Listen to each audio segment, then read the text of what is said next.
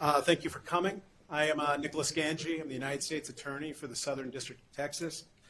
With me here at the podium are Ryan Whalen, Assistant Special Agent in Charge, Houston FBI, Chief Noe Diaz of the Houston Police Department, Assistant Chief Rick Bass of the Montgomery County Sheriff's Office, and Major Ben Cuttrip of the Criminal Investigations Bureau of the Harris County Sheriff's Office. Over the past year, during my time as U.S. Attorney, my philosophy has been a clear one. Identify threats in our community, marshal federal resources, and eliminate those threats with precision and force. Rideshare sexual assaults are one such threat, and that's what brings us here today. The Southern District of Texas has conceived and launched Operation Lighthouse to combat a persistent and disturbing problem, that of sexual assaults committed by rideshare drivers against their passengers. Although today is the commencement of Lighthouse, this will be an ongoing priority initiative for the Southern District of Texas. One of the fundamental features of rideshare service is safety.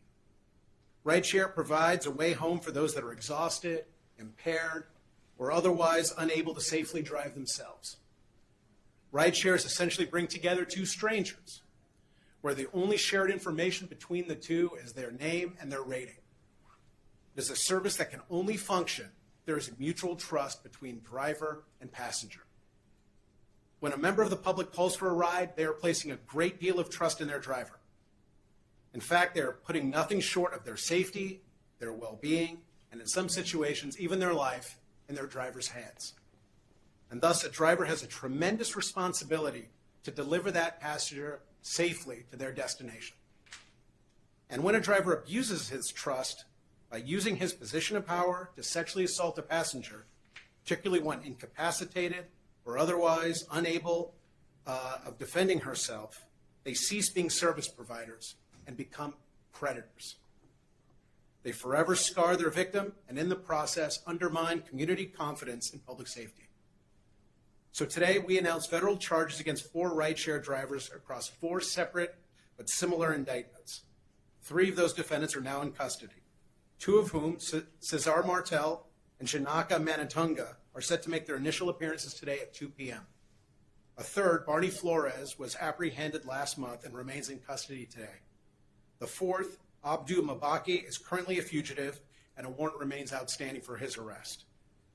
All 4 drivers allegedly kidnapped their passengers either by diverting from their intended route or prevented the victims from leaving the rideshare vehicle. This was done for the purposes of sexually assaulting their passengers. One defendant, Cesar Martel, was indicted for 2 separate sexual assaults, one in 2021 and another 2 years later in 2023.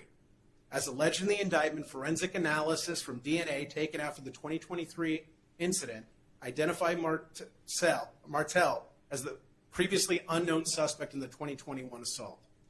If convicted, all 4 drivers face up to life in federal prison. Our goal in launching Operation Lighthouse was threefold. First, we want to deliver justice for those victims of sexual assault that were preyed upon while using rideshare services. They deserve to have their voices heard. Second, we want would-be abusers to know that the Department of Justice is watching.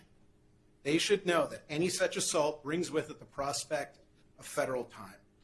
Hopefully the threat of a potential life sentence in federal prison will provide a much-needed deterrence.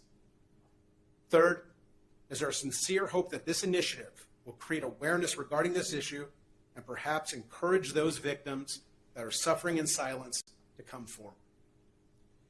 Again, Operation Lighthouse does not begin and end today. This will be an ongoing priority initiative of this office, nor is Lighthouse limited to the greater Houston area. We will investigate and prosecute rideshare attacks throughout our district, from College Station to Corpus Christi to the Rio Grande Valley to Laredo. Unfortunately, we do not believe that these are isolated incidences. If you believe you've been victimized by either these defendants that we're discussing today or any other rideshare driver, we need to hear from you. Please contact the FBI or your local law enforcement. Your courage in coming forward may take a predator off the streets and prevent another woman from being victimized. And one very important note, although these 4 cases involve drivers allegedly assaulting their passengers, there are cases where the reverse is true. where a passenger hails a rideshare ride in order to sexually assault the driver. We are just as interested in those cases and want to hear from those victims as well. As I conclude, let me say, never confuse convenience with safety. Rideshare apps can never guarantee full and complete safety. Always stay alert. If something feels wrong, it probably is. Vigilance is your first and best line of defense. And with that, I will turn it over to Ryan Whalen, Assistant Special Agent in Charge, Houston FBI. Thank you, U.S. Attorney Ganjei. Good afternoon. My name is Ryan Whalen, and I am the Assistant Special Agent in Charge of Houston's Violent Crime Branch. Thank you for the media who came today, and again, thank you, U.S. Attorney, for your partnership on these important cases. These cases hit home for many of us. I think we've all used rideshare service at one point or another. We've trusted rideshare drivers with our safety and that of our families and friends.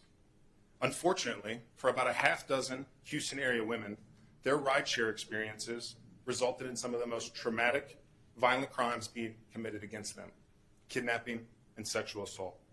And all allegedly occurred at the hands of their rideshare drivers. Suspects Cesar Martel, Barney Steve Flores, and Janaka Manatunga have been arrested by the FBI and our local partners. Abdu Mbake remains at large and is now a wanted fugitive. Take a good look at each of their photos on the monitors. These four men are accused of disguising themselves as trusted rideshare drivers to kidnap, sexually violate, and assault female passengers. These arrests and the progress of these cases are due in large part to the bravery of the victims who reported these crimes to law enforcement. I commend them for their courage in coming forward, but we believe there may be more victims who have yet to do so. Let me now speak directly to them. Now is the time for your voice to be heard. I know this won't be easy, and you might be scared to speak up, but know you are safe when you confide in us. Help us hold your attackers accountable.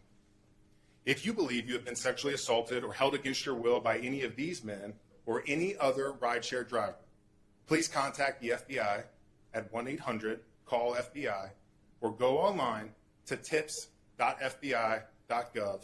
and make a report. We do not make these cases alone.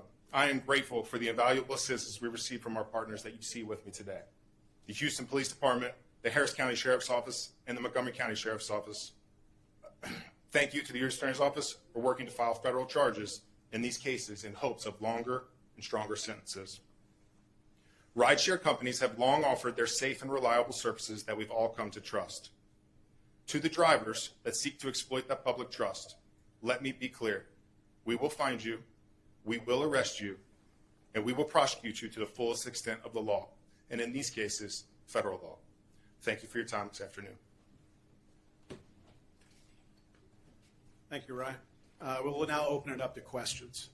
I see that at least one of these defendants has state charges that have been either dismissed or he's on probation. Why federal charges for this, and why now?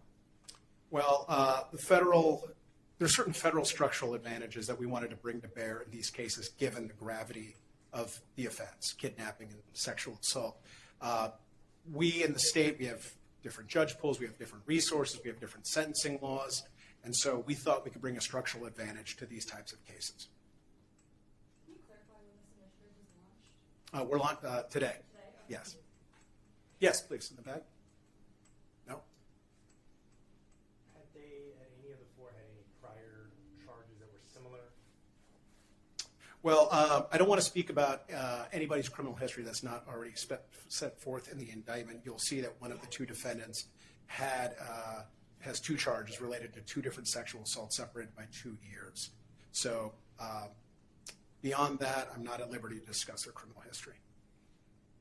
It looks like Mbaki has been wanted on a state charge since October.